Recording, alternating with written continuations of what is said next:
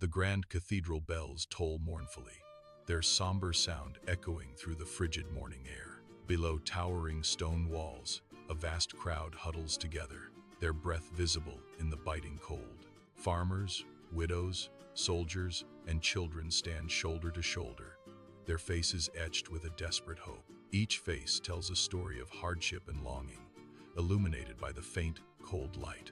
A sea of humanity awaits, their combined breath rising like a silent prayer into the vast, indifferent sky. At the summit of the cathedral steps, a priest stands, adorned in rich vestments that catch the morning light. Beside him, a golden chest gleams, hinting at sacred offerings. The priest raises his voice, his words amplified by the crisp morning chill. His powerful voice rings out. "Step forward," he continues, "through the mercy of the Holy Father." He declares, "Your sins can be forgiven today." His gaze sweeping over the crowd. A hopeful stream of people ascends the worn stone steps of the grand cathedral, their eyes fixed on a golden chest. The golden chest gleams under the perpetual setting sun, receiving offerings of silver, gold, and entire purses. The priest, robed in crimson and gold, stands beside the chest, his practiced hand poised to give parchment. Each giver receives a small, rolled parchment, secured with the distinctive wax seal of the church's emblem. Sunlight streams through the cathedral's stained glass, illuminating dust motes dancing like golden spirits in the hallowed air. Within the vast cathedral, an immense wealth is on display, a silent testament to power and privilege. Wooden chests, their lids thrown open, overflow with glittering gold coins that catch and refract the light. Rooms are stacked high with opulent gifts, silken tapestries, ornate candelabras, intricately carved furniture. Deeds to vast, sprawling lands and sparkling jewels are piled carelessly on a heavy oak table, their value unimaginable. The sheer grandeur and excess within these walls stand in stark contrast to the world outside, a silent declaration of dominance. The grand cathedral looms, its facade pristine, a stark contrast to the despair in the square. Gaunt, weary figures move with heavy steps, their eyes fixed on the barren ground. Desperation hangs in the air, a silent, suffocating shroud over the starving populace. A long, winding line of hopeful souls snakes toward the cathedral's entrance. Each person waits, their faces etched with a silent plea for salvation, a flicker of hope in their eyes. As winter twilight descends, the last sunbeams stretch long, skeletal shadows across the snow-dusted cathedral square. The once bustling crowd has vanished, leaving an unsettling, profound stillness in the vast, empty space. A skeletal beggar, cloaked in tattered rags, shuffles with agonizing slowness toward the looming cathedral steps. A harsh, hacking cough rips through the frigid air, a stark, chilling sound in the profound silence. His gaunt eyes, fixed with an unwavering intensity, track the priest, a predator patiently stalking its prey. He waits, a silent, menacing shadow, until the man of God is utterly isolated, completely alone. Atop grand cathedral steps, the priest, robed in black, casts a disdainful gaze downward. A lone, frail beggar, a mere shadow against the imposing architecture, trembles below. The priest's features are etched with clear disdain as he looks down at the vulnerable figure.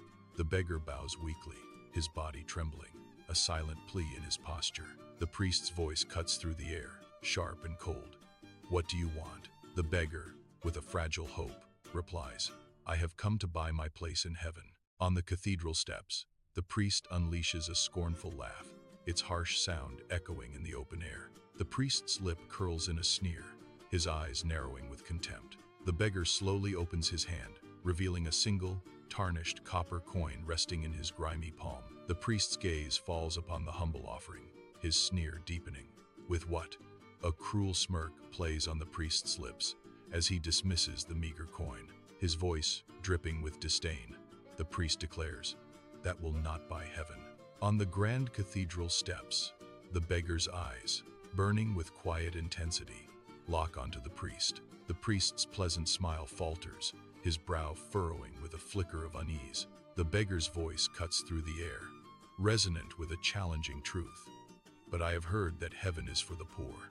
A stark silence hangs between them, the weight of unspoken judgment pressing down. The priest's expression hardens, his eyes narrowing as he delivers his cold retort. Not without payment. The beggar's gaze holds steady, an unyielding challenge reflecting in his depths as the priest's words echo. The beggar's eyes, filled with a silent question, trace the intricate carvings of the imposing cathedral. He turns his gaze towards the priest, a peculiar, unsettling glint in his eyes. The beggar challenges, if gold can buy heaven, does it also buy forgiveness for those who sell it? The priest, unyielding, dismisses him with a stern, "That is not your concern." The beggar's voice, usually a soft murmur, erupts with unexpected strength, cutting through the square's chatter. People, their backs turned and ready to leave, pause, their movements frozen by the sudden conviction in his words. Slowly, one by one, they turn, drawn by the surprising volume and the compelling power of his voice. The beggar's gaze sweeps over the now attentive crowd, his voice resonating. If the gates of heaven can be bought, his words hang heavy in the air. Then the richest criminals will enter first. In the grand cathedral square, a small crowd gathers, their faces etched with a blend of curiosity and unease. The beggar's voice, rich with conviction, echoes through the square, capturing the attention of all present. He declares, "If God sells paradise, then heaven is no longer holy. It is a marketplace." His words hang heavy in the air, stirring a ripple of reactions among the onlookers. Some exchange worried glances, while others nod slowly, a seed of doubt planted in their minds. The beggar's gaze sweeps across the crowd, a fiery passion burning in his eyes, challenging their very beliefs. The priest, his face contorted in a mask of rage, points a trembling finger. A ripple of whispers spreads through the rapidly growing crowd. Too late to be silenced. Farmers cast furtive glances at their empty coin purses, their faces etched with dawning worry. Widows clutch their last coins, their eyes wide with a terrible, dawning realization. A seed of doubt, once dormant, ignites and spreads like wildfire through the stunned congregation. In the vast cathedral square, the beggar turns, his gaze sweeping across the assembled crowd, a profound silence hanging heavy in the air. His eyes, sharp and accusatory, pierce through the onlookers, challenging their very souls. His voice, a low rumble, breaks the stillness. "Did God ever ask for your gold?" He pauses, then his voice rises, filled with scorn. "Or did men ask for it?" On the cathedral steps, the priest lunges forward, his face a mask of fury. His hand clamps down on the beggar's arm, a vice-like grip of righteous indignation. The priest's voice, laced with venom, hisses, "You dare speak against the Holy Father?" The beggar stands defiant, meeting the priest's gaze with unwavering resolve. A calm, resonant reply echoes, "I dare to speak the truth." The morning sun stretches long shadows across the cobblestone streets, illuminating a city abuzz with an unusual energy. A murmur of conversation, like a restless current, ripples through the growing crowds. The beggar's audacious challenge, a wildfire of whispers, spreads from ear to ear, carried on the wind. Indulgent sellers, their calls now weak, watch thoughtful faces pass, their wares ignored. The beggar's unspoken questions echo in every mind, forever altering their perception of faith and authority.